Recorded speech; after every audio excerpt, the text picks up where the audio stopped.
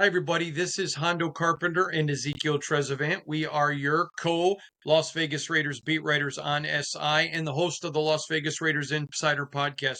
Great to have you. Literally moments ago, John Spytek finished his post-cutdown day press conference. We're just going to get right into it. And before we get started, got a couple things I want to talk about with me and Zeke. Zeke, yesterday on the podcast, I talked about how it was a surprise to some people that Aiden O'Connell was on the 53 because there had been some reports, not from us, that he was on the injured reserve. He was not. The Raiders waited till after the 53, then they designated him. And I talked and alluded to that was how that was going to play out. But I told people I was going to talk to some people and find out their thinking. And I talked with people with the Raiders. I talked to people at other teams. And the point is, despite a poor preseason performance in games, they believe in him. And you heard John Spytek literally just moments ago say excited about Aiden. And the fact that they could have easily parlayed this into just letting him go eventually and didn't says a lot about the fact whether the fan base is bought in or not, they have on Aiden. I'd love your thoughts. Yeah. I think they're very confident. I shouldn't say very confident. I think they're confident in Aiden overall, more so where they can get him to as a coaching staff. I do believe that they feel like they can coach him up a little bit. There is still potential in Aiden. I think we can all agree on that, but he does have to improve. But like you said, a lot of people were kind of wondering what their plan was with Aiden. I think more than anything, you see that they believe in him long term, or at least in the immediate future, but they just have to coach him up. I was a little bit surprised because Thayer Mumford had a really, especially the second half of training camp was really not good. And I had heard and told people I'd heard about them out there looking for some trades or whatever. But when he made the 53, I thought, all right, I guess he's going to make it. But nope, he's gone. They bring in Stone Forsythe. Your thought on that? Yeah, I think, as much as we all like Thayer, he's another guy that just he needed improvement. He struggled at times, especially during the preseason in some of the games. But overall, it makes sense, right? At the end of the day, overall, the Raiders front office, they're not hesitating to make moves. And you determine it. When I say you, I mean you as the player. If you come out there and you perform, they're going to act accordingly. But if you don't, they're also going to act accordingly. And I think that's what stands out more than anything. Brennan Jackson had a really good 24. He was a rookie last year and fifth round draft pick for the Rams. Les Snead lets him go, and I mean the Raiders, wham, picked him up. I thought this was a great addition.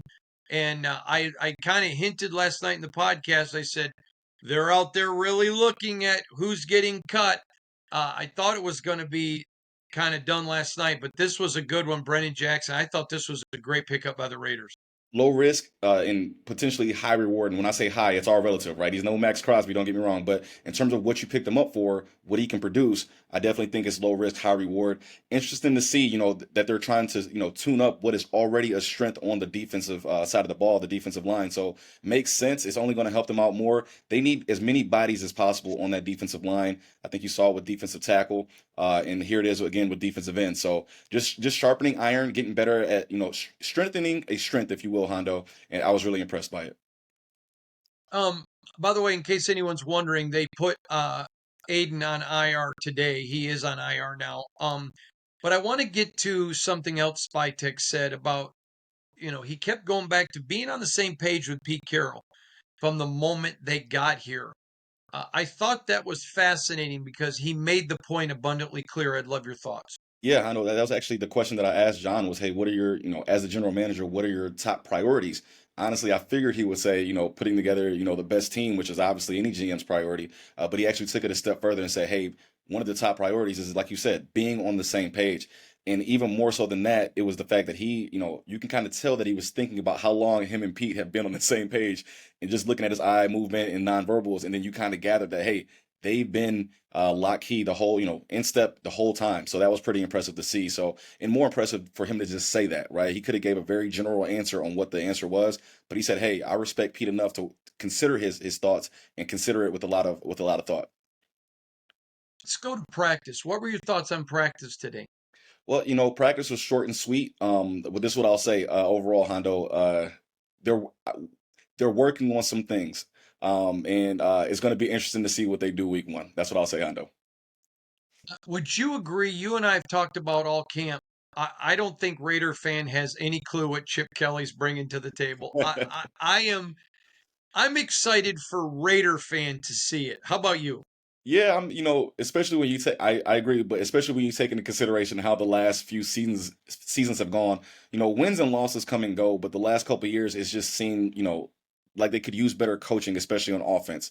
It seems like as much as Mhm. the problem has been the roster itself, it's been coaching as well to a certain degree. I don't think that's going to be necessarily the issue here, underneath Chip Kelly offensively, obviously Patrick Graham defensively. I don't think it's going to be because of that this year. So in terms of Chip Kelly, I'm excited. Raider Nation should be excited. You should be excited about the unknown, right? I think last year, the last 2 years, they were so predictable, it was kind of hard to watch. This year, they're going to be very unpredictable, and I think that's still going to be the case even weeks into the regular season. I think just like we don't know what to expect fans don't know what to expect right now. I think defenses are not going to know what to expect come the regular season. All right, now I've got to give a caveat here to your friends. All right, I think his name's Doug, right? George, yes, George. All right, yeah, George. Forgive me. So let me tell you, Zeke has a friend named George who is a lifelong Raider fan. He went in to donate blood once and they sent him to an emergency room because his blood was silver and black. literally, That is how big of a Raider fan he is. And so when Zeke came and started working with me, he was a Raider fan. And I've told you all that. I just thought he was a lifelong Raider fan. And George wants it said on the podcast. No, I'm a lifelong Raider fan. His came later on in life, still was yes, young. yes. But George, we give you that caveat. So George better see this, Zeke. Oh, listen, Georgie sees every. I call him Georgie. That's a brother to me. So George sees every one of these, and like I said, man, it's just it was out of respect to all the lifelong Raiders fans out there. I mean, this is the best fan base in the world. You look at fans, with the Raider Nation, 20, 30, 40 years. Their father, their grandfather were all literally lifelong fans. So yes, I just wanted to point that out. That's it. Much respect to Raider Nation. I hope you guys are excited. George, I love you, brother. Georgie, he loves you. I promise. All right, Zeke, back to this team. Let's talk about some surprises on the 53-man roster. Carried 10 offensive linemen, 11, double-digit offensive and defensive linemen.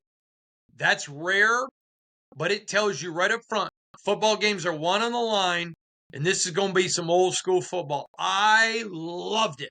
Would love your thoughts. Listen, you know me, and just like everyone else, right? I firmly believe games are won or lost on the line of scrimmage, and the fact that they kept so many offensive linemen is definitely more so a surprise for me. If I'm not mistaken, it might have been 2 seasons ago. I think they did something similar with the defensive line. I believe they held 10 defensive linemen, if I'm not mistaken. So I'm not necessarily surprised about that, but offensive line, especially because of how versatile a lot of those guys are on offensive line, that was definitely a surprise to me. But at the same time, like I always say, Hondo. You can never get too many competent offensive linemen on your roster. All right, so let's dig in on this a little bit because they've got 11 defensive linemen, 10 offensive linemen.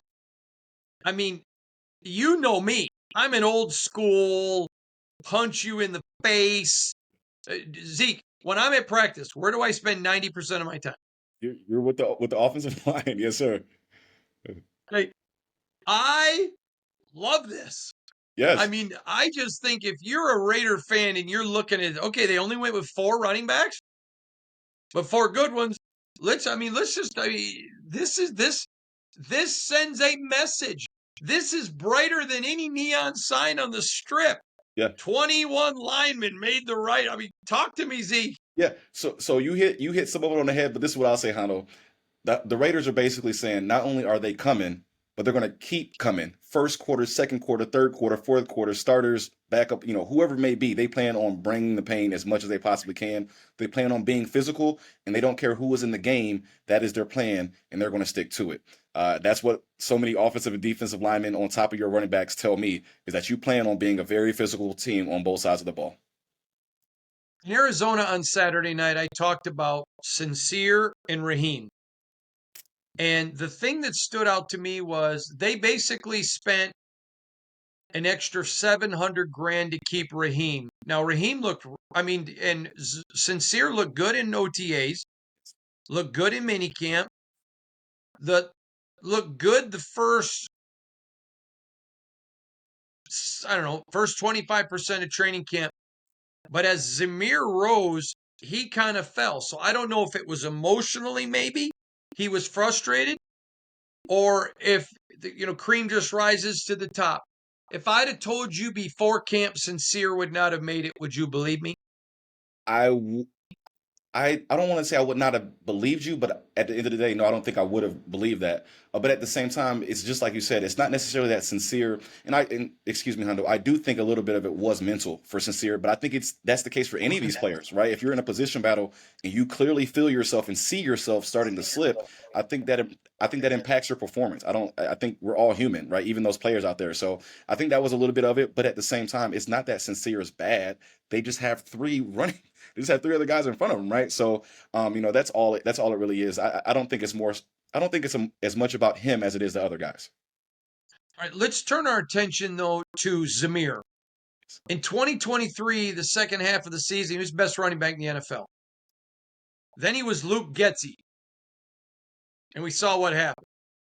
And everybody, not everybody, but a lot of Raider Nation seemed to act like they forgot, how good he played, and ignored him and blew him off and wrote him off. Pete Carroll loved him. I'm told Pete liked him when he was coming out, when he was still with Seattle, he liked him. Pete embraced him. Chip Kelly embraced him, and right Yes. up to number 2. I love Zamir. I'm so happy for him. Talk to me about Zeus. I know you are too, because you're Yeah, a yeah, Georgia 100%. Bulldog. It was good to see him battle, right? And I agree with you. It was tough to watch the fan base kind of react the way they did to him last year, which everybody's passionate. I get it, but it was tough to watch simply because I personally do not believe most of what happened last year was his fault. I think he was in a bad situation. I do think Getsy failed to put him and the rest of the offense in a position to be successful. That's why he was let go. So I think Zamir, if you ask me, he was one of the he was one of the people that took the biggest losses because of Getsy. I really do believe that. So, but to that point, I think because of everything he went through last year, he wasn't healthy. Keep that in mind last year as well. This year, he's healthy. I think, again, these guys are human. I think when Zamir goes on the field and he sees, oh, the offensive coordinator is calling plays that are specific to me and my skill set, and I'm healthy, and I'm in a position battle, let's go to work. And I think that's what happened with Zamir. He's healthy. He believes. He feels believed in. He feels like the coaching staff believes in him, and it's showing on the field. So he's got to go out there and have a good, productive season, but be patient. I mean, just like you said, Hondo, that first season that he got on the field in terms of 2023, I believe it was, off the top of my head, couldn't stop him. I mean, the Kansas City game always comes back to mind. Aiden O'Connell didn't complete a pass after the first quarter at Arrowhead Stadium. Zamir Wright runs wild and they win the game. You can't fake that. You cannot fake that. When he's been put in a good situation and he's healthy, he has usually produced. He's got to go do it again this season. Okay, let's talk about a guy that probably had the best camp. If you would have told me that he was going to make the 53-man roster, I would have laughed at you. And that's Dylan Labe. And everyone knows how much I like Dylan. But I was talking to a new member of the Raiders staff after they got here and mentioned him, and they said, "Who?" And then you saw Pete admit that he didn't even know who the guy was. That's why I didn't think he had a shot. They go pick Tommy Mellott to play his role. And he just never got down. He never pouted. He just is like, all right, doubt me. Yes. Doubt me. Yeah. Just doubt me. And I'm going to keep my mouth shut. I was so happy. I was so happy for him because I just love the kid. And I love his guts. I mean, I wrote the other day, he's a dog. You and I talked about him every day in camp. He just kept having good day after good day, running the football, special teams. I know because you're an undersized defensive end. How excited were you to see that dog, Dylan Labe, come out barking and win a spot on the 53-man roster? Huge. I mean, let's start with his stature, right? You talk about him being undersized. There's undersized, and then there's Dylan Labe in the National Football League undersized. Okay, so listen, dog was let out. How do you respond? right? I think that's one of the things that, whether Pete Carroll wants to admit it or not, I think that's been a staple of his tenure since he's been here. Is how do these guys respond? And Hondo, you and I have talked about this multiple times. How do you respond when things don't go your way? How do you respond when things are kind of going differently than you thought they would? All Dylan has done has respond, put his head down and respond, and he found his niche, right? There's three other running backs on the on the offensive side. Special teams is where he's making his impact. John Spytek actually spoke about that a little bit ago, and he's making multiple plays in the preseason. In practice, he's just showing up, right? Doesn't say a whole lot on the field, but his play speaks for itself. It's hard not to root for Dylan, and what he's done, and hopefully the trajectory for him just continues to go up. But very impressed with the way he's competed, with the way he battled. There's a lot of battles out here. He battled. Let's talk about a guy that we talked about a lot this offseason. I said before camp, you can see it. He's a player in this league. He may be a year away when you look at Dylan, Jordan, Kappa, but Will Putnam, and we talked about all camp, he was playing good. Yes. He just played it to where they couldn't risk it because he put such good film and games out there. He would have never made the practice squad. Talk about little. I mean, I say little. He's not little. Talk about Will Putnam. I was pretty happy for that kid. He just pops, right? He just stands out, right? Every time he's gotten a chance to make an impact, he made as much of it as he possibly could that time. And that shows up when the GM and Pete are looking at that film of practice every day afterwards and whenever they do it. It shows up, and Putnam has put a lot of good film on tape, and it stands out. It speaks for itself. Terrell Edmunds is a guy that we thought was going to make it. And I say little again, young Thomas Harper is a guy that is younger, second-year guy, and kept it close enough that they went with youth over Edmunds. I could not believe that they were able to get Edmunds on the practice squad. That stunned me. Going to be hard to keep him there, but I was excited for them to keep Harper, just another young player. Yeah, and you give him the chance to go out there and grow and keep on developing as a player, and another player you can coach up, right? But I agree with you in terms of Edmunds. I was definitely shocked when I saw that, and I was shocked when I saw that he made the practice squad. So, but John spoke about that a little bit today in terms of Edmunds, in terms of how much he did and how much he showed in a little bit of amount of time. And him going on the practice squad just gives him more time to get up to speed with everything that they're trying to do. If he makes it, if he stays there.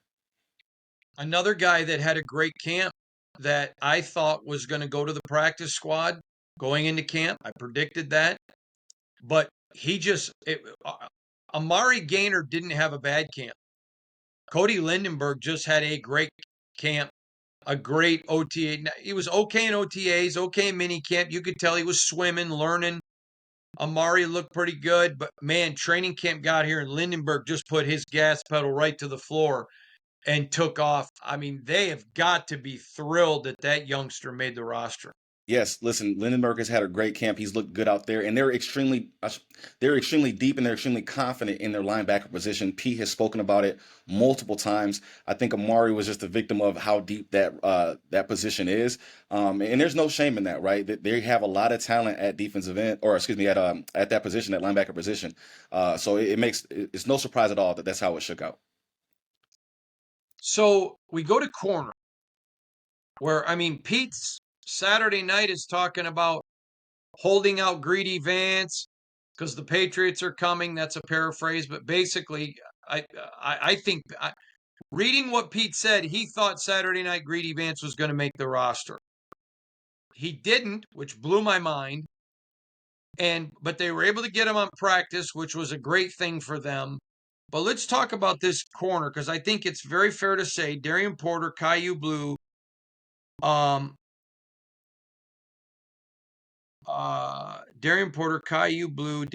Richardson, Stokes. Hang on, I'm trying to think of who the fifth one is. Help me out here, Zeke. Hold on one second here.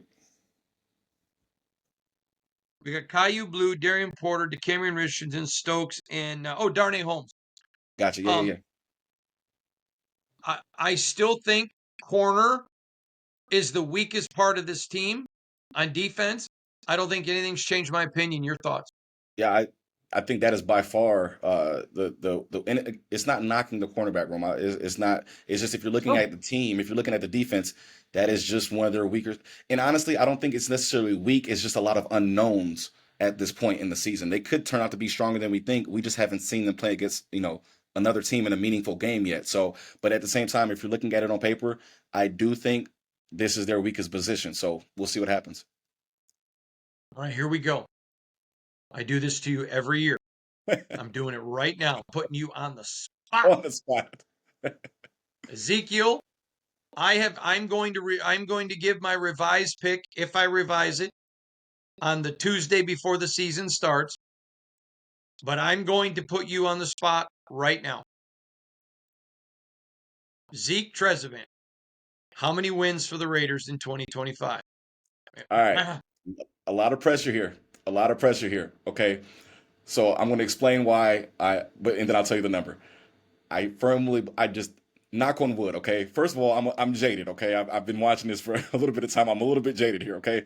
With that said, I feel like there is no way, knock on wood, that things can go nearly as bad as they did last season. I just don't think that can happen. Okay. I also think the ball for at least 1 or 2 times this season is going to bounce their way more than it did last season.